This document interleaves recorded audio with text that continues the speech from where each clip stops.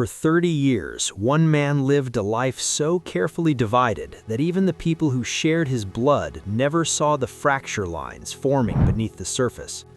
To millions of viewers watching Alaskan Bush People, Noah Brown was the quirky inventor, the eccentric dreamer, the oddball son of Billy Brown and Ami Brown, fumbling through inventions that sometimes worked and often didn't. He made America laugh with his awkward grin and unusual ideas, but behind that smile was a secret so heavy it would eventually shatter his marriage, fracture his family, and expose the hidden cost of growing up on reality television. Noah had always been different from his siblings. While his brothers thrived in the rugged isolation of Alaska, building cabins, hunting wild game, and reinforcing the family's off-grid mythology, Noah seemed slightly out of step. He was sensitive where others were rough, thoughtful where they were impulsive. Even as a teenager near Hoona, Alaska, he carried a quiet restlessness that didn't quite fit the narrative his father was crafting. When Alaskan Bush People premiered and later exploded in popularity, the Brown family became a cultural phenomenon. Millions tuned in weekly to watch them survive in the wilderness. Noah's eccentric inventions and poetic way of speaking made him a fan favorite. Social media buzzed with debates about whether he was a misunderstood genius or simply odd. But what no one knew was that Noah had been living two lives since he was 18 years old. Long before television cameras followed the Browns, Noah met a woman named Caroline Mitchell at a small community gathering in Hoona. She was intelligent, grounded, and quietly ambitious. A nurse at the local clinic, she worked double shifts and volunteered teaching first aid classes to fishermen's families.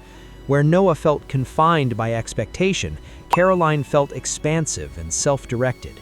She read medical journals and classic literature.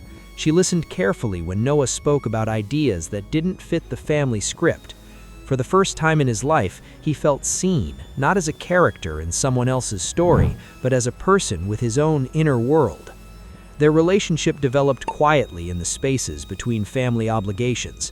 Noah would invent reasons to visit town, claiming he needed supplies or wanted to explore potential building sites.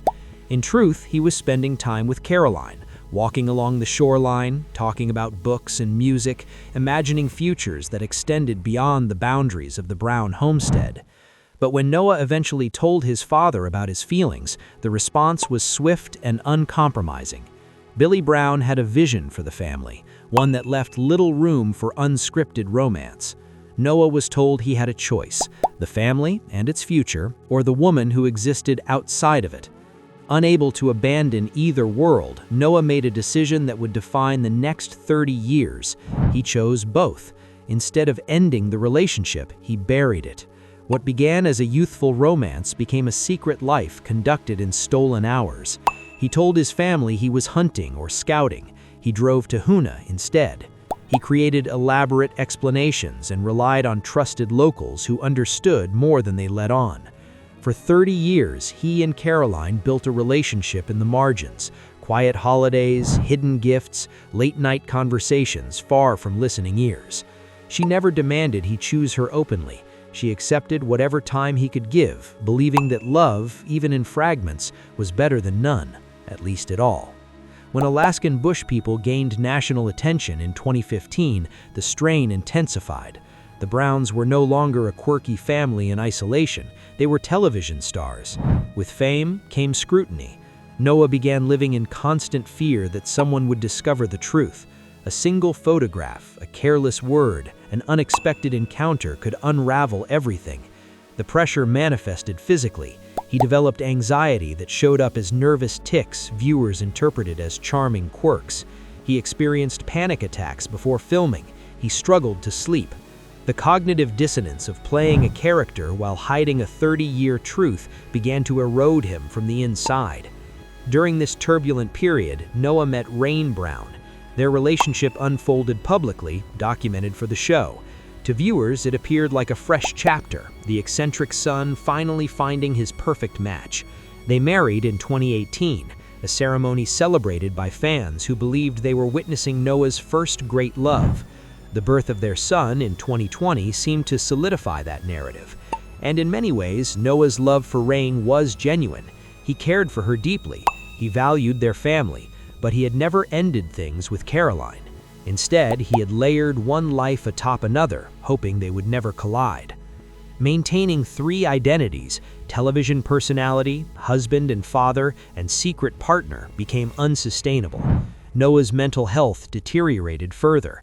He withdrew emotionally. He took phone calls outside, far from Rain's hearing. He drank more heavily to quiet the constant tension of keeping stories straight. Rain sensed something was wrong, but attributed it to fame and family pressure. She could not imagine that another woman had occupied part of her husband's heart for decades. Everything changed in August 2024 when Caroline received devastating news: pancreatic cancer. By the time doctors diagnosed it, the disease had spread to her liver. She began chemotherapy, enduring treatments that left her exhausted and ill. For months, she said nothing, continuing the pattern of silence that had defined their relationship.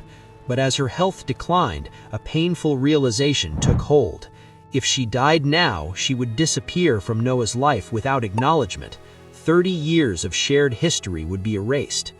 In February 2025, after a grueling chemotherapy session, Caroline made a decision she had avoided for decades. She called the Brown family. She did not reach Noah directly. Instead, his brother answered. With a trembling voice, she spoke of specific memories, details only someone intimately connected could know. Childhood nicknames, a scar from a long-ago accident, dates and places that proved her story wasn't imagined. The call sent shockwaves through the household in Washington. When confronted by his brother near a river on the family property, Noah initially deflected, but the evidence was undeniable. Finally, he confessed. He admitted that the relationship had begun before the show, that it had never truly ended, that he loved his wife and children, but had also never stopped loving Caroline. The admission fractured the family's sense of reality. Some siblings reacted with explosive anger. Others were stunned into silence. Rain overheard part of the conversation and felt the ground collapse beneath her. Every memory of their courtship and marriage suddenly felt contaminated by omission.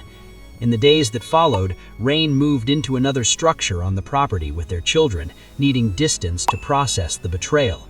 Family meetings were tense and tearful. Producers debated how to handle the revelation. Noah entered therapy, beginning to unpack the layers of fear and obligation that had shaped his choices. He confronted how growing up under rigid expectations taught him to survive by compartmentalizing, even when that strategy harmed everyone involved. 3 days after the secret was exposed, Noah drove north to Hoona. When Caroline opened her apartment door, the toll of illness was visible, yet her eyes remained clear. They sat at her small kitchen table and for the first time spoke without secrecy. She explained that she had not called to destroy his life, but because she could not bear to vanish unacknowledged. Noah wept openly, apologizing for years of hiding. She forgave him, reminding him that she had chosen this complicated love as much as he had. They spent 2 days revisiting memories, holidays celebrated quietly, conversations whispered in the dark, dreams that had never materialized. She showed him her will, the photographs and letters she intended him to keep. In late April 2025, Caroline passed away with Noah holding her hand. Her memorial service was small and private. There were no cameras, no scripted moments. Noah spoke honestly about their 30-year relationship, honoring a love that had existed in shadows. Returning to Washington, he carried a box of photographs and letters, the only tangible proof of a life divided. Rain agreed to couples therapy, though the future of their marriage remained uncertain. Some days brought cautious hope, others reopened wounds. Noah also began advocating publicly for mental health support in reality television, speaking about the psychological strain of growing up on camera. He admitted that the double life was less about romance and more about his inability to live authentically within expectations. Over time, family tensions softened. Conversations grew less hostile. Trust did not fully return, but understanding slowly replaced rage. Noah practiced small acts of honesty, admitting when he struggled, declining filming when overwhelmed, acknowledging uncertainty instead of masking it with performance. He resumed painting, something he had abandoned in youth.